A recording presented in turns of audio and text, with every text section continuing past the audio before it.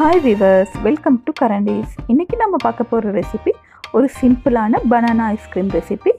இது 2 இன்க்ரீடியன்ட்ஸை மட்டுமே வச்சு செய்ய போகிறோம். அதுக்கு நான் ஒரு பனானா எடுத்து அதை இந்த மாதிரி சின்ன சின்ன பீசஸாக வெட்டி 3 hours ஃப்ரீஸ் பண்ணி எடுத்திருக்கேன். அதுக்கப்புறமா வெனிலா எசன்ஸ், இது ரெண்டும் தான் இதை செய்ய தேவையான பொருட்கள். அடுத்ததாக மிக்ஸி ஜாரில் ஃப்ரீஸ் பண்ணி எடுத்த பனானாலாம் சேர்த்துக்கிறேன். எல்லாம் சேர்த்ததுக்கப்புறமா இதை ஒரு நல்ல ஸ்மூத் பேஸ்ட்டாக பிளெண்ட் பண்ணி எடுத்துக்கலாம். பார்த்தீங்கன்னா இந்த கன்சிஸ்டன்சிக்கு இதை இந்த மாதிரி ஸ்மூத் பேஸ்ட்டாக பிளெண்ட் பண்ணி எடுத்துக்கலாம். அடுத்ததாக இதோட கொஞ்சம் வெனிலா எசன்ஸும் ஆட் பண்ணிவிட்டு திரும்பவும் ஒரு தடவை பிளெண்ட் பண்ணி எடுத்துக்கலாம். அடுத்ததாக பிளெண்ட் பண்ணி எடுத்த ஐஸ்கிரீம் மிக்ஸை ஒரு கண்டெய்னருக்கு மாற்றிக்கலாம்.